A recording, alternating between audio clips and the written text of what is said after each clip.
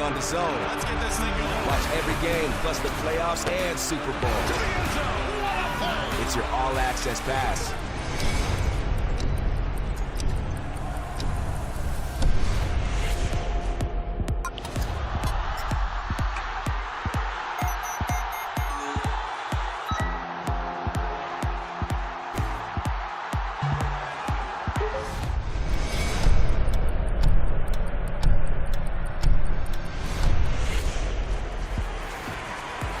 That's how you fight a southpaw. Well on his way to coming back. Catterall does it again. Look at the emotion.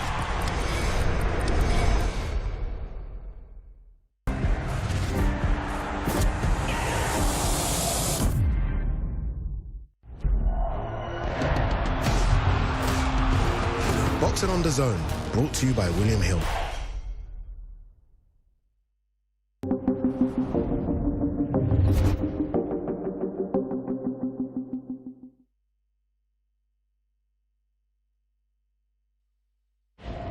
Ladies and gentlemen, good evening and welcome. From the four corners of the world, to the four corners of this ring, the fight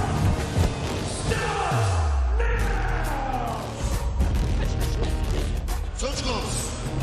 How do you like it?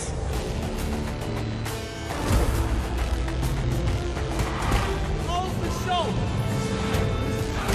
So aggressive, so focused. Look at these two guys! Still the undisputed champion of the world!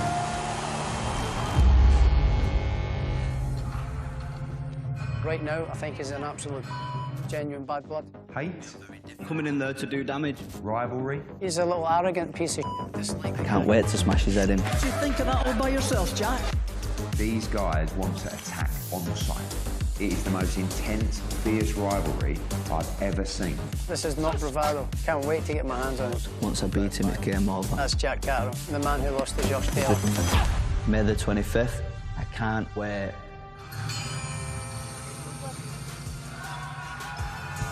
Hello and welcome to the First Direct Arena here in Leeds City Centre for what promises to be an epic night of boxing.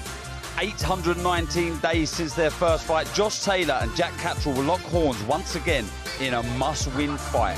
You seen it there? Hate runs deep. It's the rematch. You do not want to miss this one.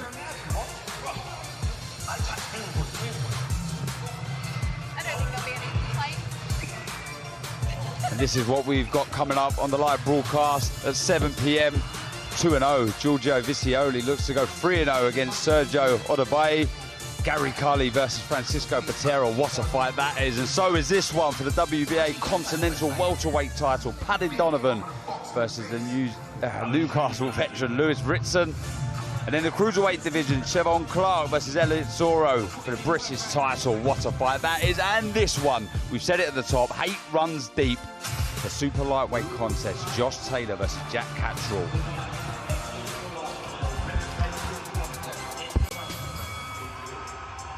Is the crew. World champion, Sky Nicholson, Barry Jones, how are we doing? Look, I mean, there's been rematches, there's been grudge matches, but none that I can think of in the last couple of years that have been probably as kind of epic or as nasty as this one, Barry. Well, me and Sky.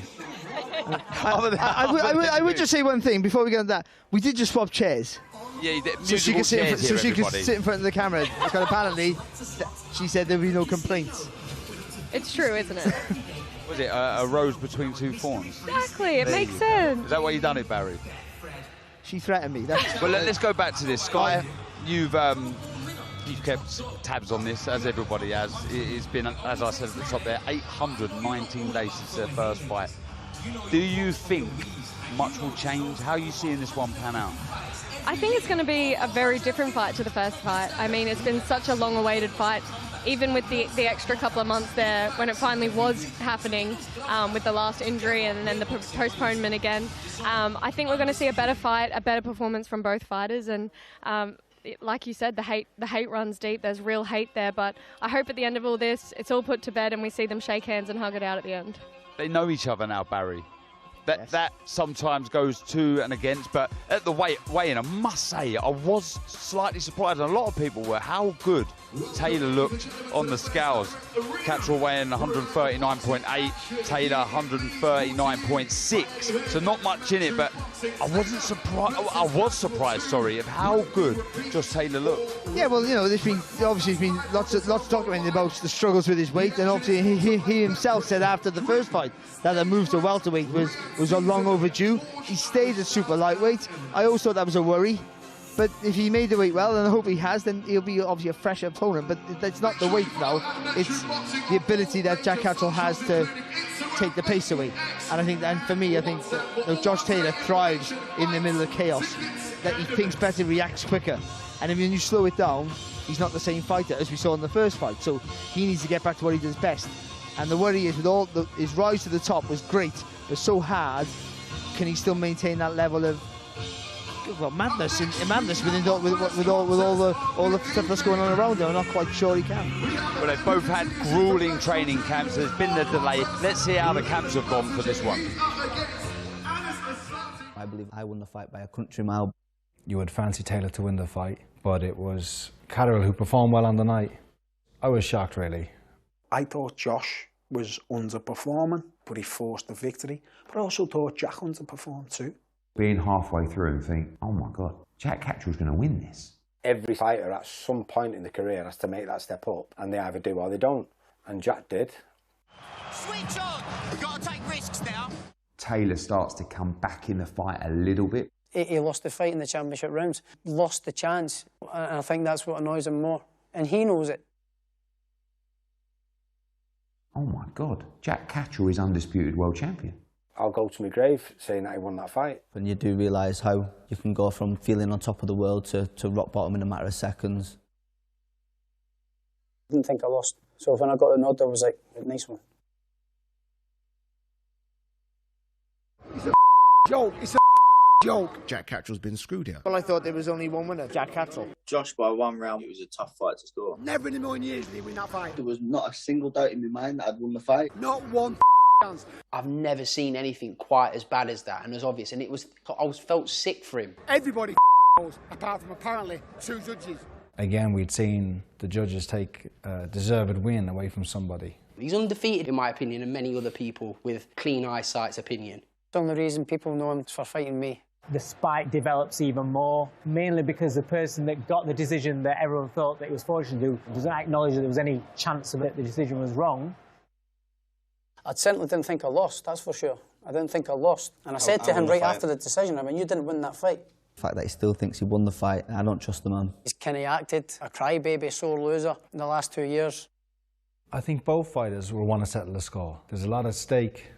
You've got to look at Taylor, you've got to look at what he's achieved in the sport. You know, he feels as though, what are these people talking about? I won that fight. And he wants to go out there and prove that he was right. He didn't want to fight me, but it's kind of backed him into a corner to put this fight on. I can't wait to put him back in his box, end his career before it's got going. I want to hurt him the next time. Let's have it, you I can't stand him.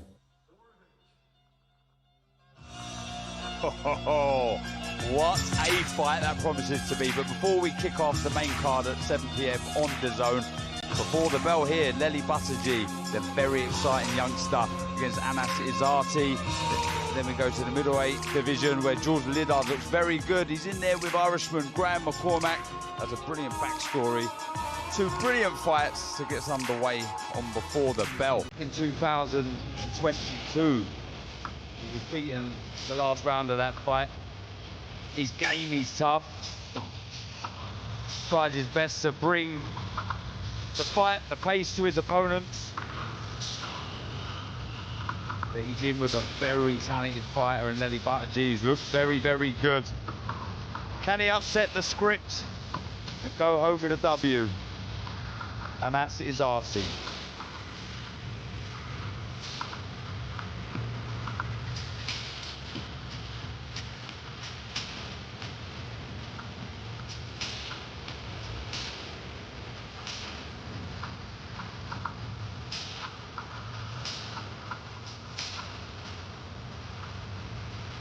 And now, now set to make his ring walk, the undefeated Maltese monster, Lely Buttigieg.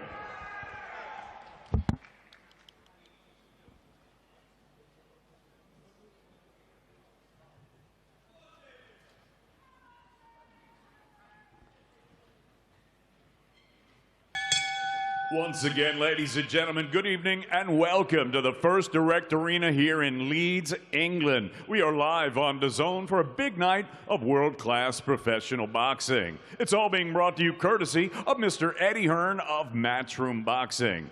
We're sponsored tonight by Betfred, Stagefront, Everlast, Forged Irish Stout, Riyadh Season, and Drip. All of tonight's bouts are sanctioned under the auspices of the British Boxing Board of Control. The student in charge is Charles Giles. Introducing your third man in the ring at the sound of the bell, scoring A-star referee from Doncaster, Michael Alexander. And now, ladies and gentlemen, 6 rounds of boxing scheduled in the super welterweight division. Introducing first, fighting out of the red corner, he wears the solid black trunks. He scaled 11 stone, 2 pounds, 8 ounces. Professional record, 4 victories against 2 defeats. Fighting out of Brussels, Belgium, Enes Isardi. And his opponent across the ring, fighting out of the blue corner. He wears the red with black and white trim. He scaled at already 11 stone, 3 pounds, 6 ounces. His young professional record thus far perfect, 3 fights, 3 victories, with one of them coming by way of knockout. Here is the 4-time national champion, fighting out of Newham, London, the Maltese monster, Lely Buttigieg.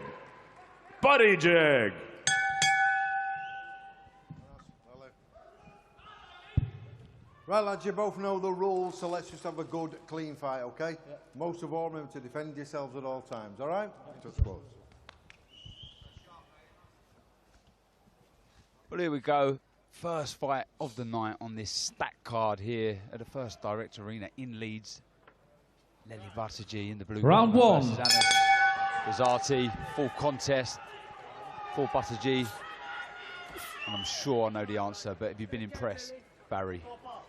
Yes, massively impressed. I just think, you know, for a young kid, you know, the temptation to want to rush your work, try to do everything too fast, too soon, and he hasn't fallen into that trap. He's been composed. He's looking for the finish. He just like to get involved. But I think with that, there's a good patience to his work, and I think, and that adds maturity. And I just think he's been a really good watch so far early in his career. Yeah, you see that spite early on. He really wants to impress. You see the victory, the way he celebrated after his first fight. Sky, you follow what Barry says there? Yeah, obviously I train in the gym alongside Lely, so I get a close look at him in his sparring sessions as well, and I know his capabilities, and I know he's very eager and eager to impress. He's young, he's exciting, and I know he's definitely looking to make a big statement in tonight's fight. Rubbing shoulders with world champions, that always helps, Sky. Yeah, looking composed, relaxed, but also very spiteful. Keeps it really long. You see him just slipping on the outside there. He's a very accomplished fighter. Yeah, it didn't come off then, but there's a nice little twitch of the shoulders there to fire that right hand. And again, just trying to pressure with the front foot. We see that a lot, don't we? With the world-class fighters trying to pressurise you without using their hands. And he's sort of trying to do that a little bit here. Be the presence in front of his opponent. Yeah, thudding jab as well. Oh, big 1-2. That's a lovely shot. Sati done well to take that. That was a pinpoint, accurate right hand. Taken right on the chin. He took it well, but the speed and the accuracy in which he delivered that shot, really impressive.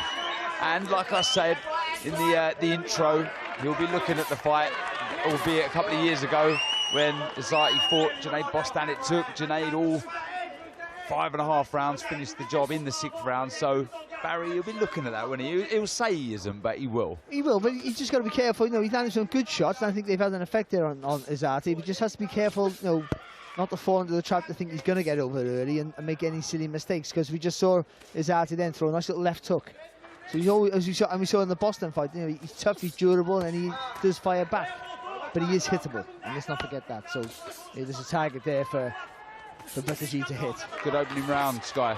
Yeah, great start here. Like you said, he doesn't rush his work. He's very mature in that sense, especially for such a young fighter. I think he's got a great jab. I think it's definitely his best asset, and he can use that to set up some really good shots here. Yeah, that's set up that right hand for sure. Beautiful, sharp ramrod jab. Looking composed, sitting on the outside of the shot there, coming his way from Asati. Hitting out with that right hand again. I have to give credit to Asati. He's taken some big shots. Very, very good opening round for Eli Buttigieg here in Leeds.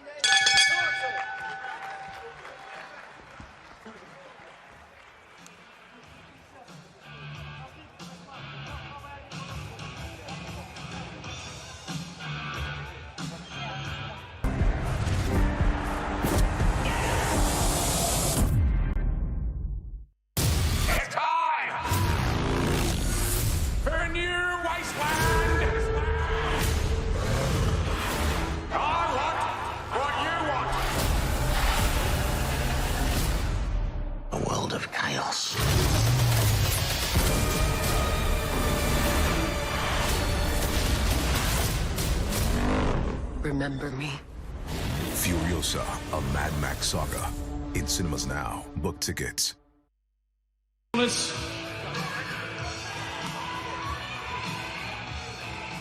Seconds out. Round 2. Into round 2 we go. Very, very impressive opening round from Eli Buttigieg. That jab, just talking during the break there to Sky Nicholson. Sky telling me that everyone in the gym just saying how hurtful that jab is, like a ramrod right hand. When he delivers the shot, you can see why a beautiful shot really, really is. It'd be more powerful if Buttigieg just sees his front foot, if he just turns it in a little bit, and then when he throws the jab there, there'll be a little bit more weight into the shot. It's already a powerful shot, but that'll just add a little bit more power to it, more weight on it. I mean, I'll also say as well the size of Buttigieg. I mean, super welterweight. I mean, it's incredible. I stood next to him earlier, and I mean, he towers over me. He's 6 foot, isn't he? Yeah, he's... yeah, 6 foot for a super welter. But big. Still only 19. He's going to go through the weights for sure. Been boxing a long time. Started at the age of 7. Joined London's New Amateur Boxing Club. Produced so many great champions. You can see the pedigree in his work. A good variation. Yeah, there was an uppercut there for him to throw. He did all the right movements there with the upper body. Just needed to finish off with a nice little right uppercut. Yeah, he's boxing well, nice and composed, isn't he? Really, really well. That's better. I think we see better shot selection from him every outing as well. I think the punch variation, looking to go to the body more, I think was missing a little bit in his earlier fights, and he's really starting to show that more now as well. Yeah, a bit more understanding in the work from Buttigieg. Like I say, blew Oliveira away in his debut, and the celebrations were brilliant. In his last fight, he fought Bartolomei Strycek, and it was a good 6 rounds. Good workout, looks really, really good. He dropped his opponent in the 3rd round, and it was more of this. It was composed, aggressive, front foot fighting, but always looking to counter. Azati, he got his hands high, Azati. You see, when Buttigieg goes to throw, he puts his hands up, but he sort of cuffs them around his eyes. He can't see anything, and that's where Buttigieg is always throwing that right hand. That's why he's looping it round and having so much success. Again, there, look. You can't see, it's a blind shot. You can't see the shot coming. Can't see it. Right around that left hand of Azati's. Credit to him. He's taken the shots. He's still standing. Like I say, showed toughness against the very talented Janae Bostan, who really got going through the gears early on in that fight, but it did take him until the 6th round to get the stoppage. So he is tough, he is game, he is durable, and that's exactly what someone like Buttigieg needs. You can tell Azate is really bracing for those shots when they come to, so I think Lely's definitely gained his respect with his power. Oh, thudding shots, head, body, really going through the gears. A nice sustained attack there from Buttigieg. Yeah, he's giving him no rest here. Yeah. Nice uppercut, left hook there from Buttigieg, and a right hand over the top. Lovely work. Another very good round for the young East Londoner.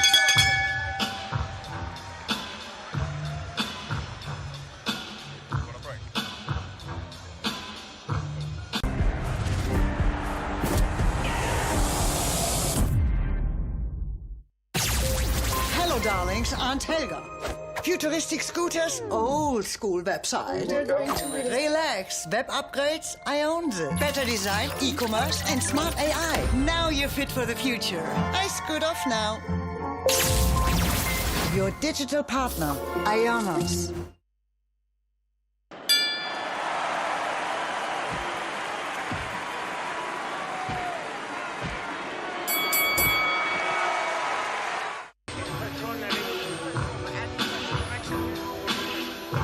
Seconds, corners. What will Al Smith be saying in that corner, Sky? I think more of the same, maybe just Seconds going out. through the gears now. Round He's three. definitely gained his respect. He's had an amazing first 2 rounds, and now let's just start putting the foot on the gas. Yeah, we see signs of that halfway through that second round. Really started to up the tempo, go through the gears. He looked a little wary. Can he keep that pressure on, Buttigieg? Well, he's just been a bit of a punch bag, hasn't he, Azati? No head movement. You know, his hands have been high, but they've been high, but Buttigieg's been able to punch through the guard or hit around it.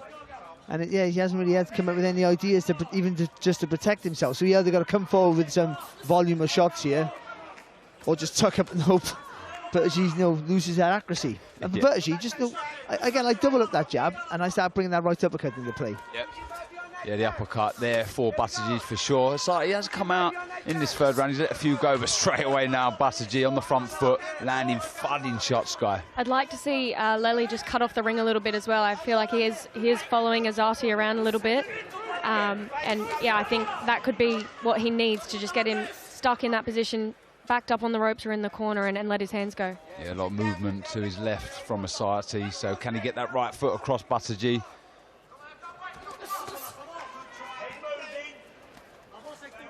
And he's looking for that right hand, Buttigieg.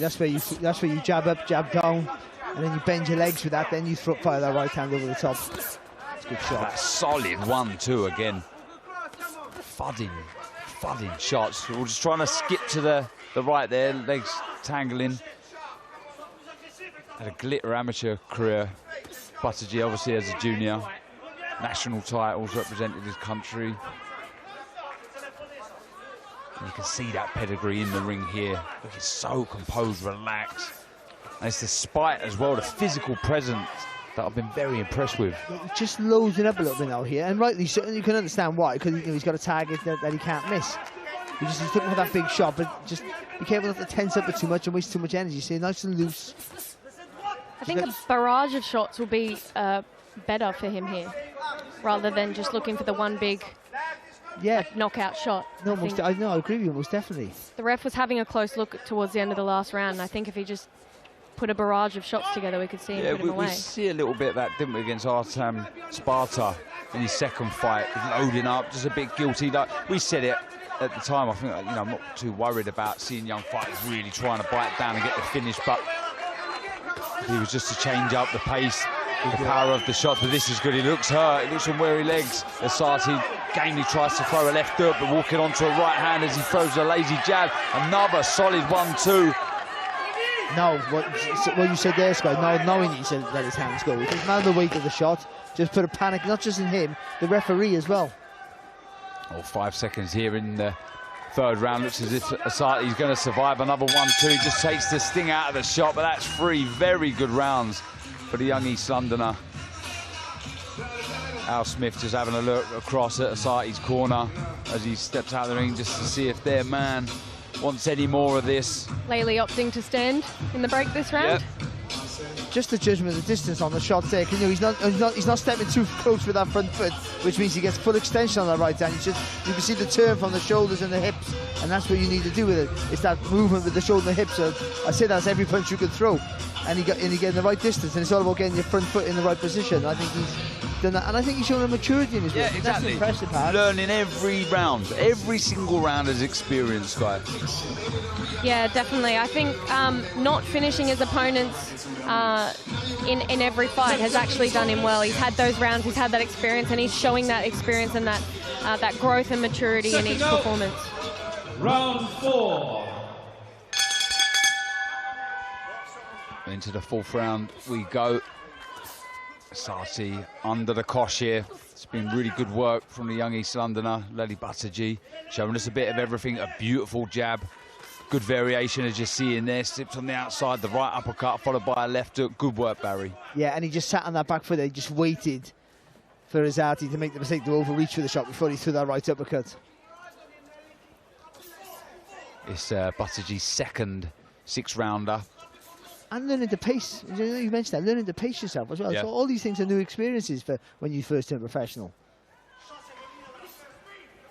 Okay, lovely jab. We was in Saudi Arabia last week, Barry. Oh, the 1-2 again, and we commentated on a very good fighter, though at the end of his career, Sergei Kovalev, though he was beaten on the night, still showing us why and how important the jab is, Barry. Because of that, even though he threw the right hand there, once you throw the jab, he knows where he is. He knows where his feet end, where his distance is, and you automatically judge where you are, so you know when you can throw. And he's getting him right on the end of that right hand. And all it takes is a little more push off that back foot, and that might be concussive. You had a glittering amateur career. You've gone on to win a world title, Sky. You'll testify and you'll agree on how important the jab is. It'll take you around the world, right? Yeah, the jab does take you around the world, as they always say. I think it's the punch that sets everything up. You can win fights with just your jab if you've got a great jab, and I can vouch that for that myself. No, but I think it's very, very important to perfect the jab as best as you can, because it sets everything else up. I don't think there's many continents you haven't fought on, Sky, with that jab. No, we're working on it. We're working on ticking the rest off. There's only a couple of continents left. Landed a little uppercut Asati, but again, it's one-way traffic. So, oh, big right hand from Asati. Just switched off there, low hands from Buttigieg. Yeah, and that's not a bad thing to happen. You know what I mean? Again, because we talk about that concentration levels throughout the fight. It's impossible to keep your concentration for 3 minutes of every round. But there's a reminder that even when you're coasting, even when you're comfortable, even when you're massively on top, there's always a danger of getting caught. Yeah, we did say his experience every round he's learning, and that's a reminder you have to stay switched on. He's so dominant, you can forgive him for not thinking anything was going to come back. Because Azati has shown us nothing really, except for a fleeting left hook and obviously that right hand. That's been it. Even Asati landing that nice shot, he still took the opportunity to nick a break rather than jump on him. Maybe you could ask Buttigieg to be setting a few more traps, maybe some feints, Barry, stepping left, right, just trying to open up his opponent. I agree, but I just think he wants to show his physical strength, and I think he's done that. Yeah, but a little reminder in round for Buttigieg, so strong, 19 years old, honestly. It's incredible. A lot of growing and maturing still to do, but so much talent to work with.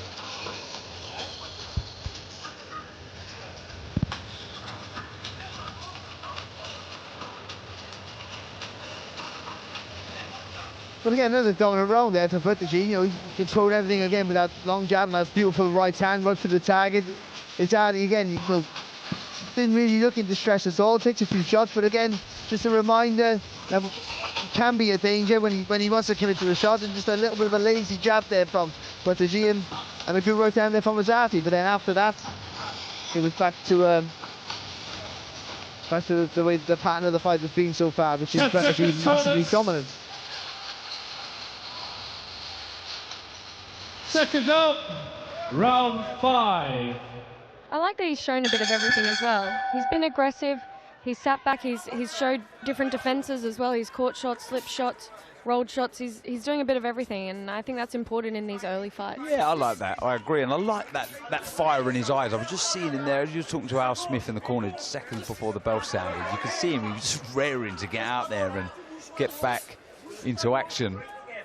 Like I say, beautiful jab, good variation, physically very strong.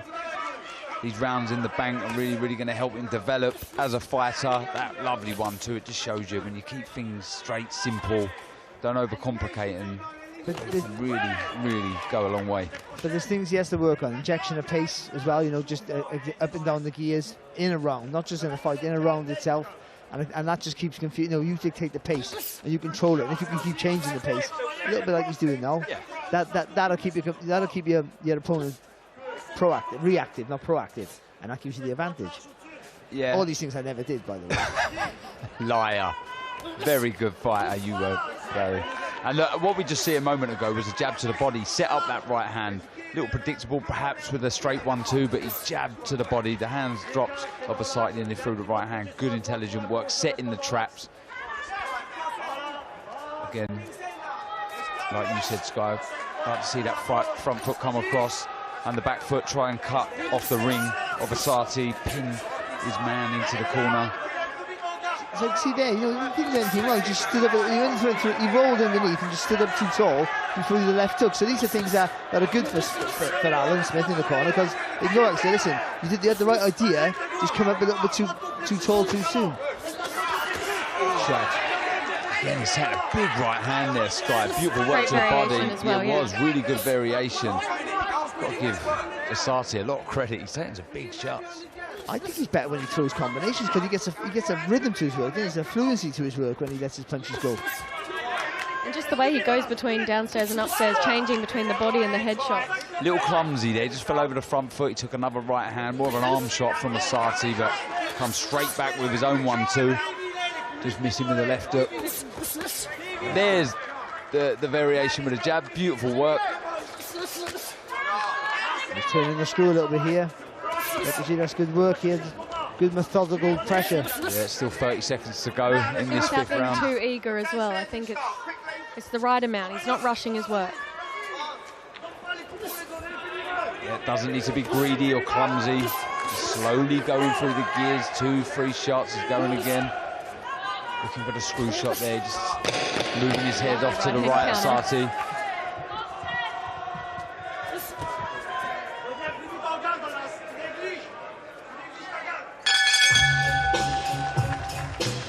That he showed another little bit different there. He had his hands down, he was sitting in front of him, picking his shots, shooting from the hip. Yeah, trying to find the openings in a different way. Barry, what do you make of that round? Yeah, it's good again. I think he didn't load up so much. Even though he was looking for the big shot, he was more smooth with his work. You should see when he let his punches go there in a little combination, 3s and 4s, and with that he gets a rhythm. And then the last shot is the harder shot. But even when he does that, again, I say the same thing, but he does that combination without bringing that front foot too close, so he gets foot extension on the last shot, which is the most important shot to land in a big combination. He's boxing really well. You can and we should and we will criticise the things he should do better, because he needs to learn. But all in all, I think he's been really composed, really mature. He's picked his shots well, and he's bullied him. Let's not forget that he's bullied him around the ring. He's done what he wanted to do when he's wanted to do it, and that's good fight management. Into the final round we go, and yes, I agree with you, Barry. You have to agree with me, really. Oh, you're the voice of reason, aren't you? And I say I got all these new words now, like fight management, and I've heard all you youngsters say. I've nicked that. I don't know what that. I don't really know what it is. So intelligent, Barry.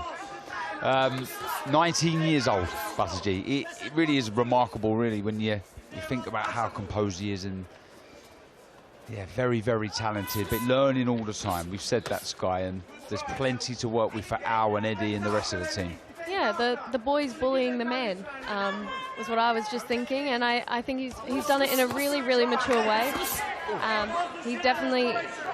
He's putting on a very mature performance for a 19-year-old boy having his 4th fight. Yeah, with a 34-year-old. That's another one I'm stealing. The boy bullying the man. Thank you. Thanks very much. Keep them coming. Yeah, the man from Belgium. I just remember I turned pro at 18. I remember when I was like at 19, I was bouncing around, jumping everywhere. You know, you just not calm and composed like this. He's better looking. That's the difference. That's good work.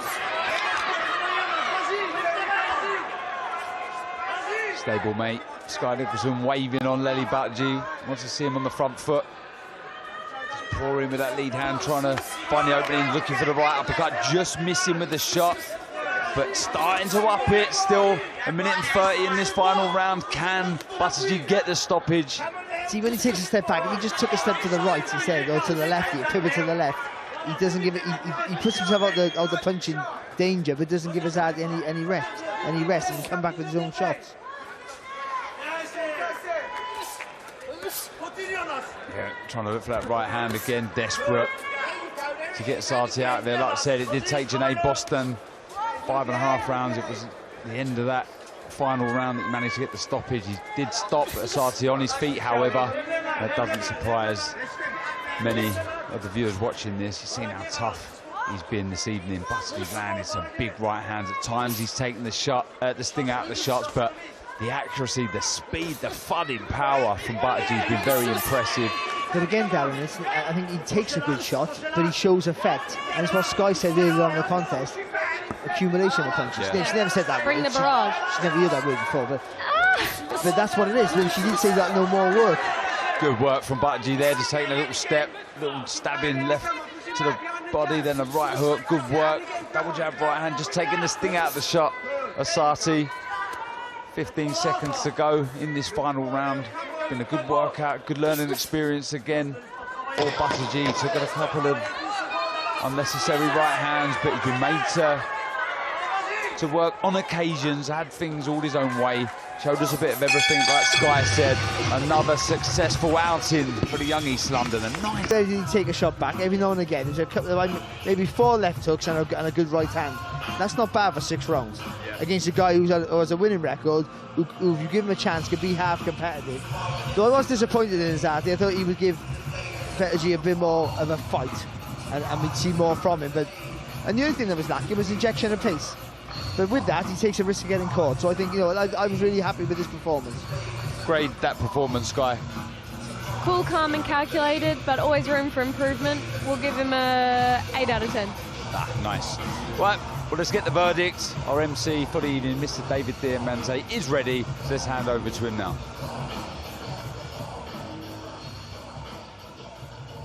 G goes to 4-0 as a professional. A very good display. Stuff to work on, obviously, as all young fighters do, but an awful lot to work with. Seen promoter Eddie Hearn step into the ring with our reporter Jamie Ward for the evening, and we're going to hear from the victor, the young 19-year-old from East London. Now let's hand over to Jamie for words with the victor. Lely Buttigieg, congratulations, you've opened up on the big stage here tonight. Look at this, nice little pocket of support in here for you as well. 4-0, can you leave Leeds happy with that performance tonight? Yeah, I can leave Leeds happy with that performance, but I'm a bit hard on myself. I know I can do a lot better than that, but it is what it is. We know what the next target is, and we'll be even better then. Do you think, given the big stage, you were very quick to look to impose your size on a very tough man on Asati, but it seemed you were eager to make a statement tonight? Yeah, definitely. I wanted to stop him, to be honest, but a little bit eager at times, but it is what it is. On to the next one will be better. It was a very dominant performance. You did catch a couple of right hands, particularly in that 4th round. What was the message from Al Smith and Eddie Lamb at the end of that 4th round? They were telling me like lots of feints in my feet, keep feinting them and open them up.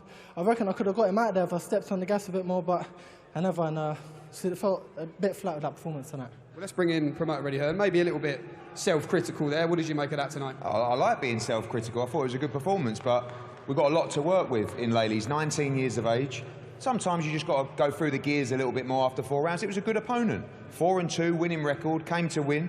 6 good rounds in the bank. The most important thing is 4 fights in 6 months is what he's had. And his fans have been incredible because they've had to go to Belfast twice and Sheffield. But tonight we can confirm July 6th, Copper Box just round the corner from him. Johnny Fisher and Babbage card. It's going to be a huge crowd. And we've got a lot of prospects from London, but because the shows are so diverse over the country, it's not often they get to box at home. So I'm really looking forward to Lely being able to sell a lot of tickets in London, big support, just 19 years of age. But that'll be 5 fights in 7 months. So for a young prospect, that's ideal. Learning, got to keep improving. And, as I said, a lot to work with this young man. He's a very good talent. 6 hard rounds there at a really good pace. So great prospect, and London next. Well, Ellie, final one to you. We caught up in the hotel lobby, and you said, look, you're loving life on the road, like Eddie said, Belfast, Leeds, but as you just confirmed there, a little homecoming in London. How does that sound? Brilliant. We're going to sell a load of tickets, and we're going to put on a good show for everyone in London. We're ready. Do you have a little message for those in attendance tonight as well? Yeah, thanks to everyone that comes out, because it's a lot of travelling, so I'm grateful for everyone that comes to support me, and I want to say a big thank you to my team, Al Smith and Eddie Lamb, for all the hard work they put into me. We're only getting better, and there's a lot more to come. Lely Buttigieg, the story continues, 4-0. Congratulations, Stu, and well done. Back to Darren.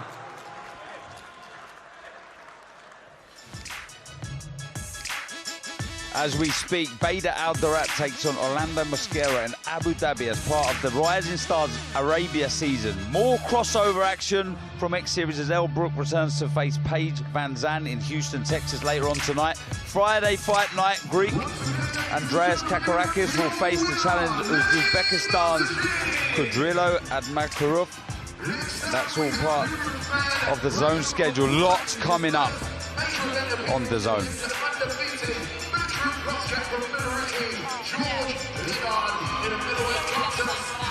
In fact, make sure you check out the full boxing schedule on the DAZN platform, where you can find everything that's coming your way, including a return to Riyadh next week.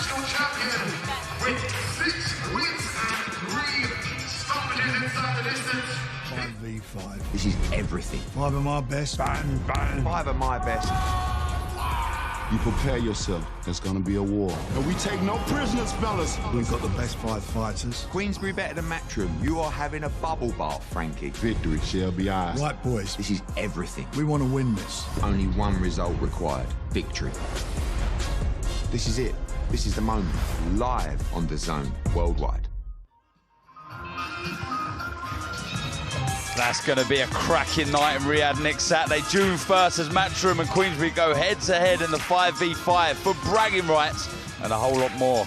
And on June 29th, Jesse Bam Rodriguez defends his undefeated streak against the current WBC World Super Flyweight champions Juan Francisco Estrada in Glendale, Arizona. Well, we are ready for our second fight, the final fight on Before the Bell, so let's hand over to David Diamante. Leeds, England. We're now set to go with an 8-round middleweight contest, set to make his ring walk from Limerick. Please welcome the G-Train, Graham McCormack.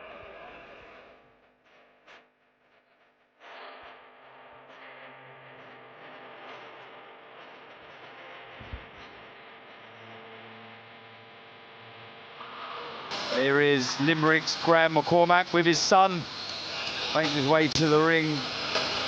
9 wins, 3 losses, 1 draw. He's got an incredible backstory, actually. Struggled a bit with drink and drugs, turned his life around. I'm sure his son next to him will be extremely proud of his dad. He went unbeaten in his first 6. He got beat by Paul Keane at the end of 2021. Bounced back to winning ways, beating Seamus Devlin on points over 4. He's game, he's tricky, and he's a very, very proud man.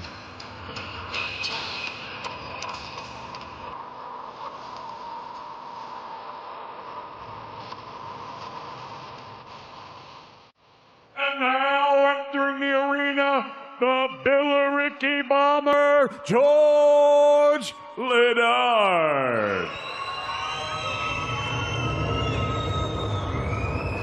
Life is an interesting journey. You never know where it'll take you. Peaks and valleys, twists and turns. You can get the surprise of your life. Sometimes on the way where you're going, you might think, this is the worst time of my life. But you know what? At the end of the road, through all the adversity, if you can get where you wanted to be, you remember whatever don't kill you made you stronger. And now with the adversity, worth it. On your way to the top, you can do anything.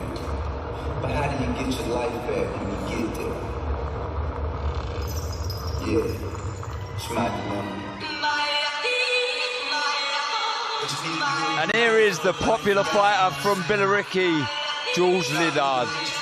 You can hear the noise of his fans in the background there. He's very, very popular. Loves this sport, lives and breathes it. You can see the smile on his face, soaking this up, enjoying every second of this.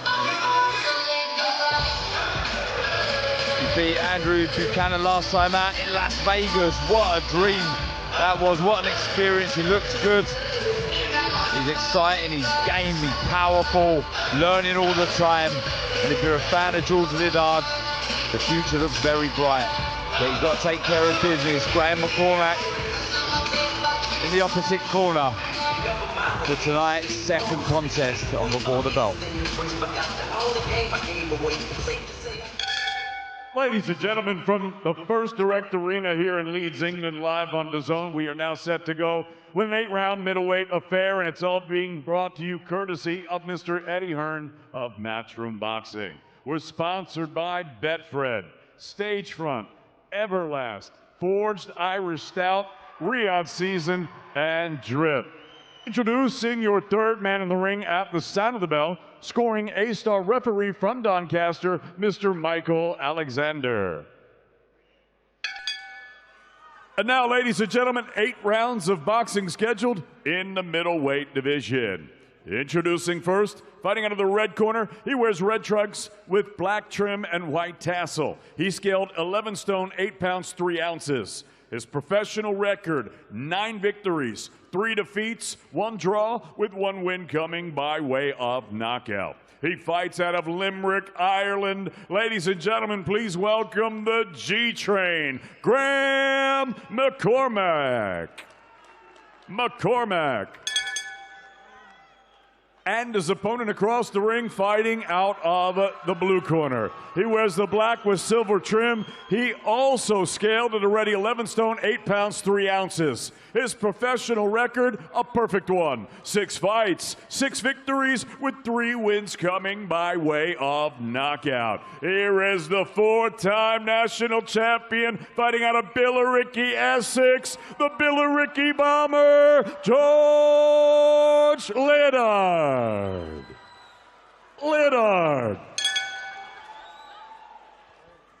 George. Right, lads, you both know the rules, so let's just have a good, clean fight, okay? Most of all, remember to defend yourselves at all times, all right? Touch gloves. Middleweight contest, George Liddard versus Graham McCormack from Limerick, Ireland. 8-rounder to finish this segment of tonight's broadcast on Before the Belt. Liddard's looked very good so far. 6 wins, no losses, 3 stoppages. I'm happy to say joining us at ringside, super welterweight contender Ishmael Davis, new member to Team Matchroom. How you doing? I'm good, thank you. Yeah, I just wanted to say I've been down to Tony Sims' gym. I know that you all train very hard, and yeah, I've liked what I've seen in George, and I'm looking forward to seeing him put this guy away. Oh, flooding shots already, Barry. Good work from George Liddard. Yeah, and even when he got him on the ropes there, he span around the target, trying to open up the body for that left hook there, Liddard. But yeah, he really pushing off the back foot with that right hand. Been speaking to George Liddard during the week. He's saying how 8 rounds will suit him, won't have to rush his work. Oh, big right hand from the Billericay Bomber. Huge shot, wide right hook. McCormack looks hurt. He's taking the count. He looks unsteady on his legs. Gamely gets to his feet. Huge shot from Liddard. Can he follow that up? He's a very good finisher. Stalking his man, working the body. Hooks, up, down. Just got to give himself space here now, Liddard. Give himself some room to let the shots go. Oh, and McCormack down again in the neutral corner. Will he make the count? I'm not sure. 9. That is a very good, sharp, quick finish from the Billericay Bomber, George Liddard. Ishmael Davis, what a performance. What a performance from George. So happy to see him get the stoppage. He's a lovely guy. Barry, I mean, can you? I mean, it was so quick, we didn't get to see too much, but what we did see was a spiteful finish. Intent in his work, intent in every punch. So he came out, he put his front foot at the centre of the ring, he established his dominance straight away, behind a solid jab, threw a 1-2 very, very early. And McCormack was visibly shaken by that. And then once he hurt him, he went to work. The right hand's a lovely shot. But before he throws a shot, he just spins around to his left. And even though he's a little bit square-footed, he gets his foot on the outside. So when he swings that shot, he swings his body back into shape. He gets all that leverage on that shot, and he hits him square on there. And you can't defend against that. There's nothing to push back on to resist against the shot. And then he's already damaged goods by this point, McCormack. So he's literally just whacking in the shots, hurting him. He took a lovely body shot there, as you see there. and that was enough. Talk to me about the finish, Ishmael. I love that we just stepped on the gas. He didn't take his foot off the gas, you know what I mean? As soon as he seen that the guy was hurt, he stepped on it. And that's what we need to, that's what the fans love to see in boxing. Lovely stoppage. Very, very good display from George Liddard. Well, I say display, finish. It was brutal, it was spiteful. And the Liddard train continues. Let's hand over to David Diamante for the verdict. Ladies and gentlemen, referee Michael Alexander reaches the count of 10 at 1 minute and 28 seconds of round number 1, declaring your winner by knockout. He's still undefeated, the Billericay Bomber, George Liddard. Yeah, Liddard moves to 7-0 in brutal fashion. It really was. Very good display. Shout out to Graham McCormack. He took the call, 37 years old. Tough, proud Irishman from Limerick, but didn't have a second to get into that fight. Coach Tony Sims next to Liddard will be very proud of his charge. Mark Seltzer, two men I know really, really well. Bill Moran as well. Great team, as you said, Ishmael, down at Sims's gym, the Matchroom gym in Essex. They'll be very, very happy. Eddie Hearn is in the ring, so is Jamie Ward. We're going to get to hear from everyone involved. Let's hear how George Liddard grades and rates that performance. Jamie Ward, over to you. Well, George Liddard, congratulations. You just whispered in my ear there. George Liddard is back. The smile on your face says it all. Back on the knockout train. How would you sum that up tonight? Listen, the last two performances, I know I've been critical, but they weren't me. That's the real George Liddard. I'm explosive. I'm a bomber. I come to fight. You know, Jorge, the Mexican, as Eddie calls me. I come to fight, and look, put me in there with some good opponents, and you're going to see me do some good things. This was due to be a step up tonight. Your first southpaw as a professional, your first scheduled 8-rounder. But just talk us through the finish. Do you know what? It went up and quite quick, didn't it? I placed my shots well. I didn't rush it, you know. Some people might have looked and thought I went for it. I didn't. I went out there, see a couple of openings, and I took them. Just like we've been working on. I was mixing up the tempo a little bit, and I see the openings. And yeah, I thank Tony. I've come on so much in the gym, and yeah, excited for what's to come. Like I say, you had 8 rounds scheduled to do it. You did it in the first round, but do you think even subconsciously that helped you not to rush your work, as you say, and take your time at least for as long as the fight lasted? Yeah, listen, I'll be honest, the two fights I took my time the most, I feel like, and seeing the shots was another first-round knockout against Nicholas Shernack back last year, and that fight. So it just shows, like, you take your time and the shots come. When you've got fast hands and strong hands, they just come. No point looking for it, but George Liddard is back. That's what I'm talking about. We had a catch-up this morning, George, and you said, I just feel stronger this week, perhaps, than I have in the last couple of fight weeks. What felt different heading into this fight? Look, like, we got my calories right. Alex helped me with my food. I just knew what I had to do. My mindset coach as well, everything, all those 1%, I was working on them the whole time. All through camp, I've been diligent. I'm religious in the gym. I'm in the gym every day, working hard. I'm one of the hardest grafters there is, and that showed again tonight. So I'm pleased to get in there, feel energized, you know. I did everything right this time, and I just can't wait for what's to come. June 29th, I'm meant to be back out, obviously on a different card, but good opportunity. And yeah, I want to be fighting for a Southern Area title by the end of the year. Maybe English title. Like, I'm there. I'm at that level, and I'm ready. I know I'm only 21, 22 next week. But I'm there. I'm ready. I've got the skill. I was meant to have 8 rounds, but got him out of there in 1. So. You mentioned the 1%. They do make a big difference in this game, especially at this level, don't they, Eddie Hearn? You always encourage these young fighters, make the most of your opportunity. Safe to say the Billericay Bomber did just that. Yeah, you know, he said that he wasn't happy with his last couple of performances. I thought they were fine, but that tonight was a standout performance that people are going to watch and remember the name of George Liddard. You've got to understand, he's learning all the time, and that experience in Los Angeles and Las Vegas, although he feels like maybe he didn't perform as great as he could have done out there, what he learned during that trip, what he learned during that night, will build him as a fighter, and you saw the benefits of that tonight. I mean, I said to Tony and, you know, George's dad, I was a little bit worried about the new highlights and the goatee. And I saw him dancing with a little bit more authority coming to the ring. But that's just pure confidence and belief. That's all that is. It's not bluster. He's just growing into a man in there in the ring. We've got his new moniker, which is Jorge Lidardo. And that's how we're going to know, because he fights like a Mexican as well. Really exciting, and that was a brutal performance, standout performance. And he's right, we should be pushing towards Southern area and English title shots towards the end of the year. June 29th in Brentwood on the top tier show, be a great experience for him. And then back out, we're going to plan the future with Tony, but that's the kind of performances that make people stand up and get you recognised. And very good fighter, and as I always say, more importantly, he's from Billericay. So always brings a smile to your face. Eddie, if you pass that mic to Mr. Tony Sims. Tony, in terms of a verdict from you, like I said to George there, it was his first scheduled 8-rounder, his first southpaw. Expected this to be a tricky fight in stages against McCormack, but what did you make of that? Yeah, McCormack, experienced fighter. You know, he's won the Celtic title before, so he's been to title rounds. But listen, he's only young, George. He's only 21. He's still learning all the time in the gym, so you've got plenty of time with him. And like Eddie said, we'll probably be looking at Southern Area English title by the end of the year. But yeah, I'm pleased with him, and I'm pleased the way he's coming on. Well, George, the report card is good from Tony Sims and Eddie Hearn. As Eddie mentioned there, a little comeback in Brentwood after the experience in Las Vegas and here in Leeds. You looking forward to that? It's good to be home. Thanks to everyone that come out tonight, made the journey to Leeds, and everyone watching at home. I'm looking forward to seeing loads of you at Brentwood Centre. Yeah, get down there. It's going to be another, highlight performance, and we push on to big things this year. I'm not here to mess about. I'm here to be a fighter, and I do what fighters do. So let's get some good fights. George Leonard, 7-0. Congratulations. That's how you catch the eye and make a statement. Well done to you. Billericay's Jorge Leonardo moves to 7-0. Very good performance.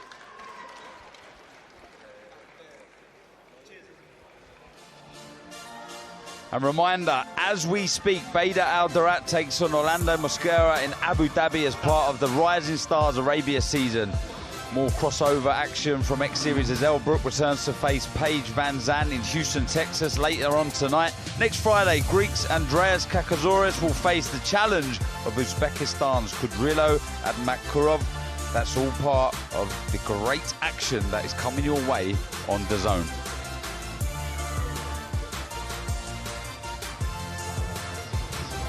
In fact, make sure you check out all the full boxing schedule on the DAZN platform, where you can find everything that's coming your way, including a return to Riyadh next week. Live on DAZN worldwide. June 1st, 5v5. This is everything. 5 of my best. Bang, bang. 5 of my best. You prepare yourself. There's going to be a war. And we take no prisoners, fellas. We've got the best 5 fighters. Queensbury better than Matchroom. You are having a bubble bath, Frankie. Victory shall be ours. Right, boys. This is everything. We want to win this. Only one result required. Victory. This is it. This is the moment. Live on DAZN worldwide. What a cracking night that is going to be in Riyadh next Saturday, June 1st, as Matchroom and Queensbury go head-to-head, 5v5 for bragging rights and a whole lot more. And June 29th, Jesse Bam Rodriguez defends his undefeated streak against the current WBC World Super Flyweight Champion, Juan Francisco Estrada in Glendale, Arizona. I know you're buzzing for that one, Barry. Yeah, just a bit, yeah. But it has Fight of the Year written all over it. It really does. I know we said that about every show recently, and that's what it's been like. But them two together, how can that not be fireworks? Ishmael, you said you spent some time in the Tony Sims gym, did a bit of sparring with Conor Ben. What did you make of George? What was it, Jorge Leonardo there? Listen, that was fast. That was a great fight and a great performance from George. I'm looking forward to see him, in the future. And I believe he'll have that belt that he wants before the end of the year. And I just want to say that Tony Sims is a great trainer, and they train hard all year round, and that's what it takes to be a good boxer. And he puts on a great performance for the fans. Any update on your career yet? Do we know when you're fighting? I know you've signed the deal with Matchroom. Before I asked you about tonight's main event and the rest of the card, can you give us anything, Ishmael? You should see me here in Leeds First Direct Arena. Well, we're just waiting for Josh Warrington and Lee Wood to get made that way. And then, nice. Yeah, man, I'll be on the undercard. And a quick line on the main event? Catterall Taylor? I've got Catterall. You've got Catterall? Yeah. I think Catterall won the first fight, and I think he's going to do it again. Whoa. Davis goes with Catterall. Well, look, we've got reporter Jamie Ward with promoter Eddie Hearn to give us a little chat and an update with what's going on tonight. Well, usually, Eddie, when we have to stand here and fill a bit of time, it's usually a good sign because it means there's been some eye-catching knockouts, exactly what we just saw there from Jorge Lidado, as you've nicely named George Lidard. Yeah, I love George. Obviously, he's local boy, real grafter. Been a bit hard on himself, really, like the last couple of performances, and I think sometimes the fighters forget they're 19 in Laley's case and 21 in George Lidard's case.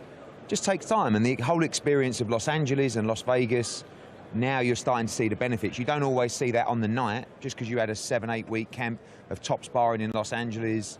It's over time. Those kind of experiences, that kind of development's going to really bring you on as a fighter, and that's what's happened here tonight. You saw the benefit of it here tonight, and George is going to be a fighter that's going to be really exciting to watch, especially over distance as well. Great engine, can punch, good variation, and a big performance tonight. You have a big roster, of course. What was the thinking in letting George keep busy on a show in Brentwood? Just because, for that reason you just said, keep busy. The key for me is being able to give fighters activity and delivering on our promises. Not, come to Matchroom, we'll get you out 6 times a year, and then next thing you know, you box 3 times. That happens so much in boxing, sometimes twice. Sometimes you see the championship fighters fighting once a year.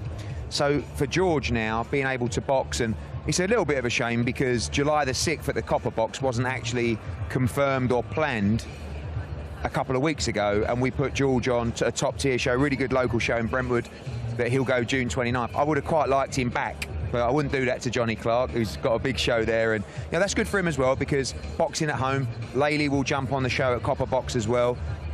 It's a blessing for these guys to be able to gain experience all around the country, and in George's case, in Las Vegas as well.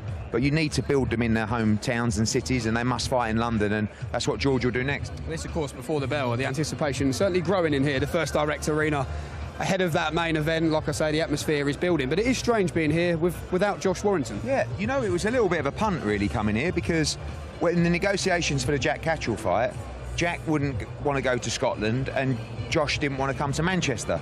O2 wasn't available, and this is the biggest arena in the country outside of that. But we've never been here before without Josh Warrington. So I was a little bit scared. We sold out in an hour, so it was fine. But, actually you forget that this city, where they've been coming to support boxing and Josh Warrington for a long time, they know it's boxing and they look forward to his boxing. And actually I think we should start bringing more shows here outside of Josh. We know we're planning Josh Warrington potentially against Lee Wood. I don't think that will be here. So it's a fantastic arena. These banked arenas, what have you got, like, I don't know, 200 or 300 behind the ring that way. You've got 11,000 up there, just like we see at the 3 Arena for Katie Taylor. And that banked noise produces a great atmosphere. What's great about this fight is that you've got 3,000 Scottish, 4,000 from Chorley, plus Manchester, London, Dublin, and that cacophony of noise is spectacular. I mean, Josh's fans do an amazing job here, but now you're going to have both sides. Normally it's just a one-sided affair, so you're going to get great energy in here tonight, great momentum. You can already feel it building up in here tonight. Good solid undercard of fights as well, and by the time the main event comes around, which we hope will be closer to 10 than 11, because we always try and do that. It doesn't always work out that way. You're going to get a great night and a great fight tonight, and a big moment for British boxing. Definitely the British boxing fight of the year so far by a mile. Pretty much, hopefully a little bit less hostile, obviously, when Josh lost and then England went out of the World Cup as well last time we were here. So fingers crossed for a better night and a more memorable night than that. Eddie Hearn from ringside, back to the comms desk. Well, Barry, Mike and myself watched the first Taylor Catterall fight at a cinema recently.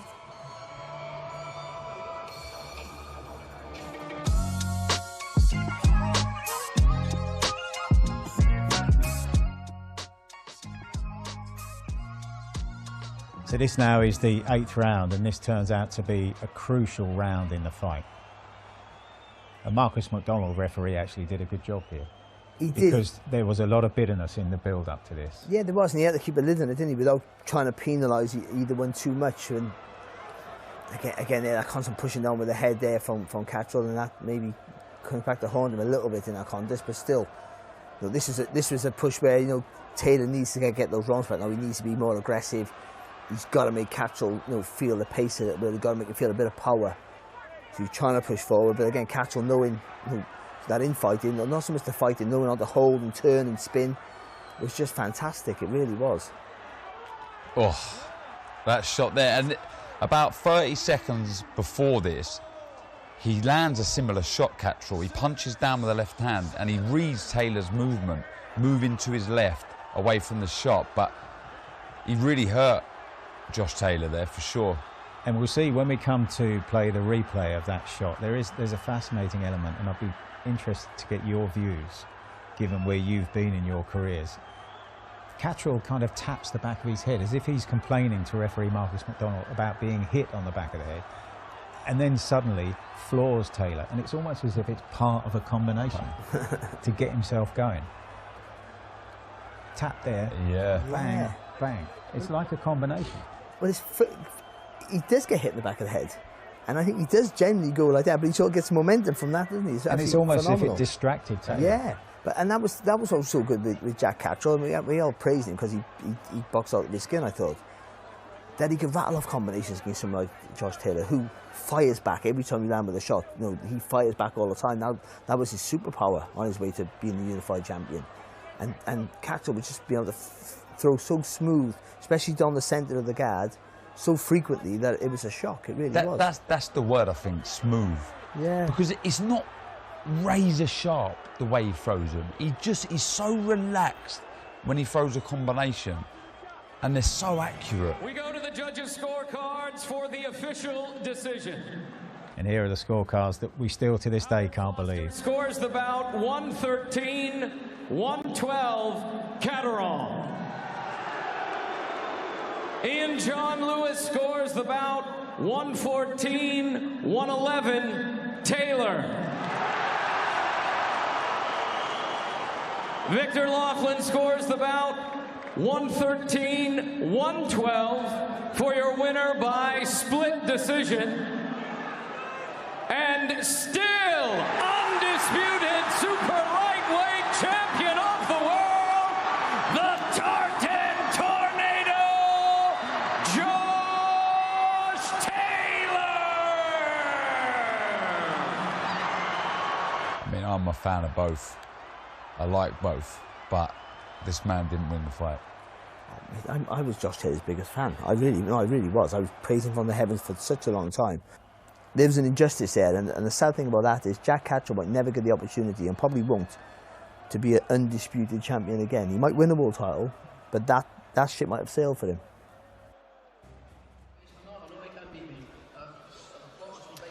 Well, I enjoyed that shoot, Barry. The only issue for the viewers at home watching this is Barry ate all the popcorn, didn't share any with me, no ice cream. You've done the lot. Well, that's our second one of those we did, and the last time I was on 2 cushions and everyone criticised me for it. So you actually was. I was on 2 cushions. It's a brilliant idea, and it's a fantastic setting, but it just builds for this fight, because there was controversy in that fight, and of course, you know, there was an injustice, and we all felt that. And even though that's not the fighter's fault, it's nothing to do with Josh Taylor or Jack Catterall. They just go in and do their best they can do on the night. But it wasn't the fight that everyone else saw. We all thought that Jack Catterall didn't have to win. Can he right that wrong? No, it's still it's still a very, very difficult fight for him. But how do you think we'll see this fight tonight? You don't have to give me a prediction, but how do you see it playing out? Well, I think Catterall got to try and slow you down, and that's his seat. But he has to force Taylor to make mistakes very, very early. And for Taylor, he's got to get right involved. That's where he's at his best, when he's involved in the action, when it's non-stop. He thinks quicker, reacts quicker when he's in danger. Cannot wait for this one. Hate runs deep. The rematch. 819 days since the first fight. We finally got it. It's live on DAZN from 7 p.m. Make sure you join us. You should enjoy this. It's probably going to be his last fight. No room to hide, Josh. Can't wait to get my hands on him. Rival, enemy, Josh Taylor is that to me. The judges can't save him. They won't be able to save him. I've beat him once, and I'll beat him again. I can't wait